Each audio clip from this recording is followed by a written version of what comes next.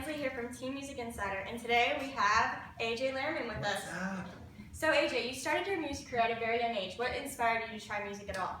What inspired me to try music? Well, I was just like most kids that was put into a program at school, and I just tried music in different, different plays and shows at camp and stuff like that also. So I started that way, but also my family has always been like pro music, always blasting music around the house, always like dancing and having fun. So that's how I like got into the performing, like having fun side. And then this is a sad thing for me to say right at the beginning of this interview, but my aunt passed away a couple of years ago due to breast cancer, and she was always someone that loved playing the guitar and just loved music in general. And for me, I was also a tennis player, and I never had that connectivity that I had with people as I had through my music, and I realized, I want to make a difference in this world like my aunt did. So music gave me that ability to connect with people on a more intimate level than tennis ever could. Oh, that's a really inspiring story. So how would you describe your musical style? I'd say I call my music urban acoustic. So it sounds weird until you hear it, but it's like a mixture of Chris Brown and Ed Sheeran. So like the urban beats, but also the singer-songwriter guitar acoustic vibe. What artists have you looked up through your music career? I'd say obviously Bruno Mars, Justin Timberlake. That was my whole like genre, like when I was listening to when I was growing up. People like R. Kelly as well, Beyonce, Rihanna. That like I was born in the late '90s, so that R&B vibe, Can we expect any new music soon from you? Definitely, yeah. I actually have a song on radio right now. I think it's number 73 in the country, so I'm like really excited about that to see how far it goes. It's called Tongue. And I have a lot of new music coming out really soon. I'm just seeing how far the single can go before we put out some new stuff. So what's Tongue about? So it's funny because whenever people hear that for the first time, they think, oh, it's just, about a romantic relationship or something like that. But it's funny, I wrote it about broken promises. So the line in the chorus is, am I slipping off the tip of your tongue? And to me, that means like, did you forget about me? Like, what happened? You said you were gonna do this, and then nothing ever came through that. And I wanted to write a song, just realize I can't rely on people that say that they're gonna help me in some way and just, only depend on them. I can only really rely on myself and my direct team around me, and that'll take me further than that. That's so true. So can you tell us about any new projects coming out in the works? I'm actually, right after this, going to shoot a new cover video, and it's all about love and, just this world. We have so much going on in the world right now that's just awful and terrible, and I want to put out a video that's inspiring and shows people that the thing that really matters more than anything is love and spreading love and just helping people. So you went to a number of diverse cities and countries to do some research. What was that whole experience like? Being on tour is just the best experience ever. I mean, getting to meet people of all different cultures and backgrounds and just experiencing different types of life is just really awesome, and getting to, it's inspiring too. I'm from New York originally, and I live in LA now, so just these two big cities, never really getting to understand what it's like for someone in the middle of Kansas to live, their lives, and for me to be able to go there and visit and understand what they like to do is really awesome for me too, because it expands my palette, I guess. So you're talking about doing cover songs. What's the process of choosing different cover songs to sing? Good question. I mean, I like to mix up covers. I don't like to just do one cover and say like, here's my cover video. I try to like mix songs that sound alike, either sonically or just have like similar words. So for this new video, it had all these songs have the word love in them. So it's It's In the Name of Love by BB Rexa and Martin Garrix, their new song. In the Name of Love by U2. Bleeding Love by Keep Bleeding, Leona Lewis. We Found Love by Rihanna. It's like a big, so I try to find all these like things that go together. What was your favorite cover song mashup to do? I'm really excited about this one. But other than this, good question. What did I do? I did a cover of the Chainsmokers' Don't Let Me Down mixed with Lightning Crashes. Oh, You know that one? It's like, Lightning Crash. Yeah. What's your favorite song to perform live in front of your fans? Good question. I mean, obviously I like performing my song Tongue because like it's the best feeling in the entire world, seeing people sing back the words of a song I wrote. But I guess my favorite thing to do is I do this like mashup also when I perform live of like 12 songs from like Michael Jackson to some of the stuff on the radio today, and it's just like it's really cool to like see it. People were like, oh my god, you're singing that now, you're doing this, oh my god, and it's like really, really awesome. It's fun. So how do you want your relationship to be with your fans? How do I want my relationship to be with my fans?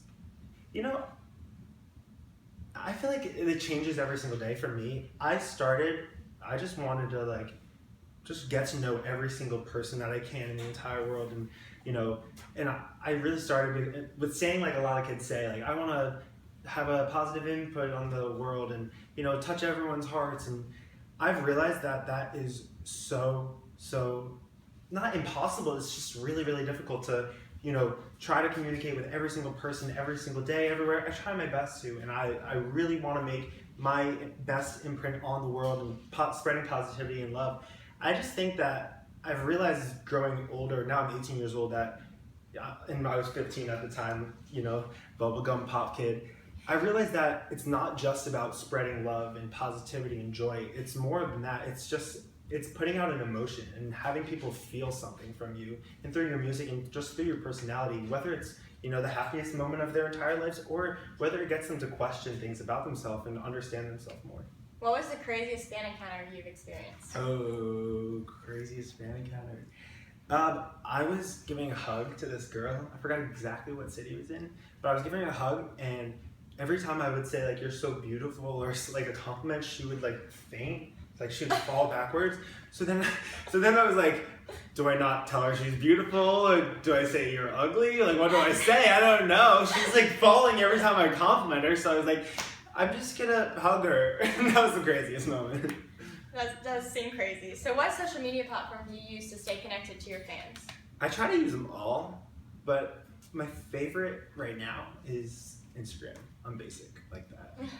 So like you were saying, your Instagram is your most used. You have close to 600,000 followers. How did you gain such a huge following on that app? I got to do this thing called Tour, where I got to tour throughout the country and meet so many different people, and also, you know, a lot of social media for me is cross promotion. So me posting a picture of Jack and Jack then posting one of me, and then Nash Greer, this and that and that.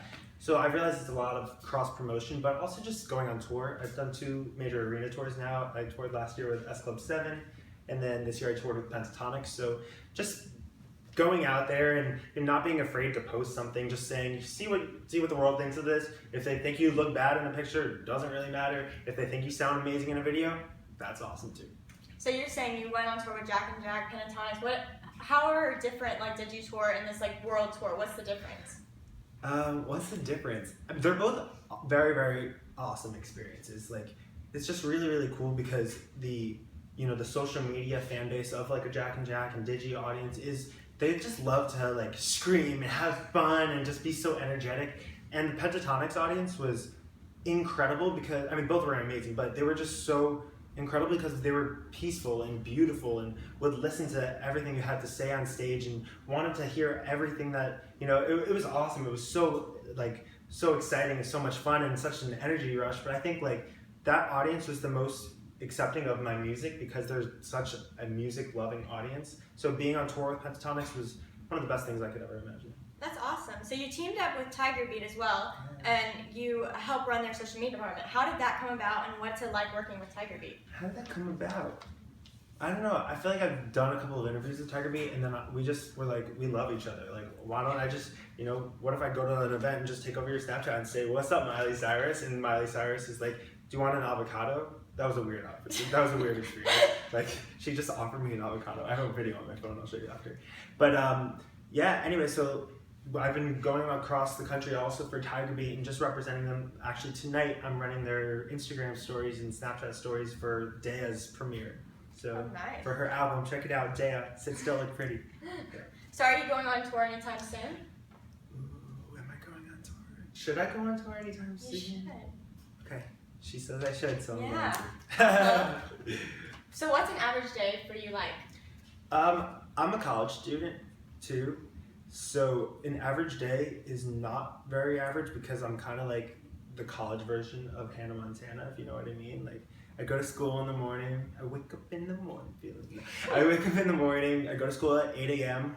It sucks, but it's awesome. I'm learning a lot. And, you know, I go to school and then I have the majority of my day taking meetings and doing some performances, writing in the studio, and then have some more classes at night.